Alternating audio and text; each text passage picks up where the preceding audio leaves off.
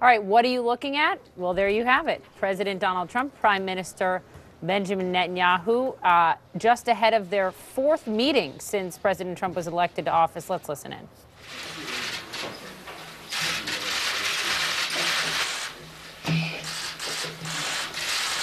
Thank you very much. It's great to be with Prime Minister Netanyahu. We've developed a great relationship, both as countries where I think it's never been stronger, and I can honestly say that, and also as personal friends. We have discussions going with Israel on many things, including trade. But the big move, and something that was very historic and very important, was the fact that we will be moving our embassy, as you know, to Jerusalem. And as we also know, that is way ahead of schedule by years. And we anticipate having a small version of it opened sometime next year. So that's a long time ahead of schedule. It's an honor, and it's a great honor to be with you. Thank you very much. Thank you. Mr. President Donald Trump. Thank you very much. Mr. President, I want to say something, because this is the first meeting we've had since your historic decision to recognize Jerusalem as Israel's capital and to move the embassy and now to expedite the movement of the embassy to Jerusalem. And I want to say that this is a historic decision that will be forever etched in the hearts of our people for generations to come. People say that this pushes peace backward. I say it pushes peace forward, because it recognizes history, it recognizes the present reality, and peace can only be built on the basis of truth. By recognizing history, you've made history, and we will always remember that. We also support you completely and your stalwart position on the Iran nuclear deal. You said it's a disastrous deal. You've said that if its fatal flaws are not fixed, you should walk away from it, and I want you to know that if you decide to do that, then we will back you all the way. We also appreciate the fact that you confront Iran's aggression with us and with other parties in the region as never before.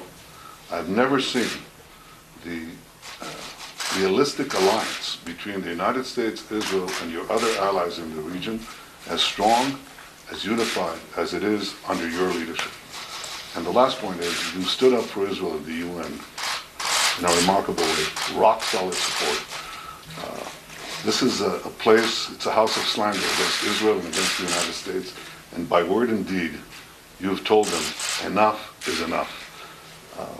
As you finish your first year in office, I want to say that I look forward to continuing our remarkable, tremendous friendship in the years ahead, and I want to express the appreciation of the people of Israel to you. Thank you, Mr. President. Thank you very much, President. Thank you. My honor.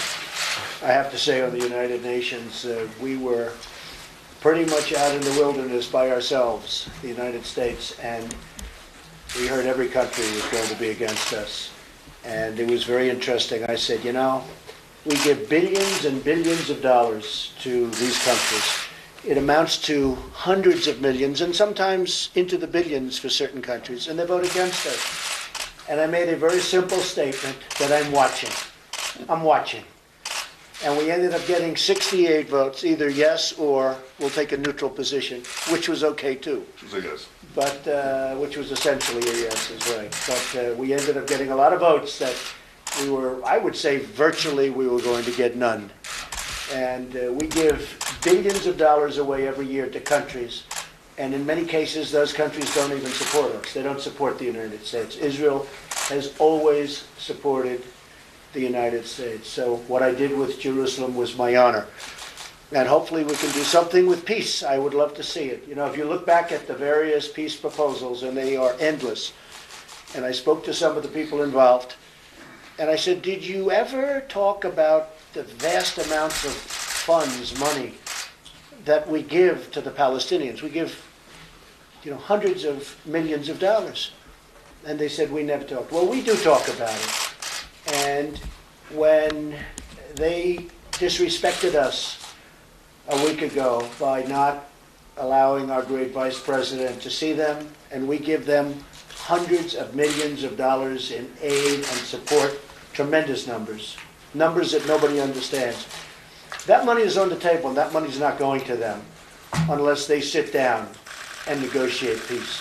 Because I can tell you that Israel does want to make peace, and they're going to have to want to make peace too, or we're going to have nothing to do with it any longer. This was never brought up by other negotiators, but it's brought up by me. So I will say that the hardest subject they had to talk about was Jerusalem. We took Jerusalem off the table, so we don't have to talk about it anymore. They never got past Jerusalem. We took it off the table. We don't have to talk about it anymore. You won 1 point, and you'll give up some points later on the negotiation, if it ever takes place. I don't know that it ever will take place. But they have to respect the process also, and they have to respect the fact that the U.S. has given tremendous support to them over the years in terms of monetary support and other support. So we'll see what happens with the peace process, but respect has to be shown to the U.S., or we're just not going any further. Thank you all very much. Mr. President, are you We're heading out. Guys, we're heading out. We're heading out. Answering questions. Mr. President, when will we see a peace plan? Thank you. Capital for future Thank you very much, everybody. Peace process. Thank you, everyone. Thank you, everyone. Thank you. Speak up, Steve. It's not like Thank you. Any sort of Middle East peace plan, proposal? we're going to see what happens. Yes, we have a proposal for peace. It's a great proposal for the Palestinians. I think it's a very good proposal for Israel. It covers a lot of the things that were over the years discussed and agreed on. But the fact is, and I think you know this better than anybody, there were never any deals that came close because Jerusalem, you could never get past Jerusalem. So when people said, oh, I set it back, I didn't set it back, I helped it. Because by taking it off the table, that was the toughest issue. And Israel will pay for that. Look, Israel, something's going to happen. They'll do something that's going to be a very good thing. But they want to make peace, and I hope the Palestinians want to make peace. And if they do, everybody's going to be very happy in the end. We'll see what happens, Steve. How will We'll see what Israel happens. Mr. President, any comments about Abu Mazen's remarks How will regarding you Israel pay for personally? it? No, I didn't really read his remarks personally. I think I'm probably better off not seeing them. But we've done a lot for them. And hopefully they're going to make peace for their people. You know what? It's many years of killing people. It's many years of killing each other. They have to be tired and disgusted of it. So let's see what happens. I think eventually very sound minds, I hope sound minds, are going to prevail. And it would be a great achievement of mine. I said it from day one, if we could make peace between Israel and the Palestinians. If we do that, I would consider that one of our truly great achievements. But the money is on the table. You know, the money was never on the table, I tell you up front. We give them tremendous amounts, hundreds of millions of dollars a year. That money is on the table. Because why should we do that as a country if they're doing nothing for us? And what we want to do for them is help them. We want to create peace and save lives. And we'll see what happens. We'll see what happens. But the money is on the table. Thank you very much. Are you taking the money away now? Are you taking the money now? Mr. President, when is the timeline? Are you ending the aid immediately? Anytime they want. We're heading out. Thank you. Guys, thank you. Thank you.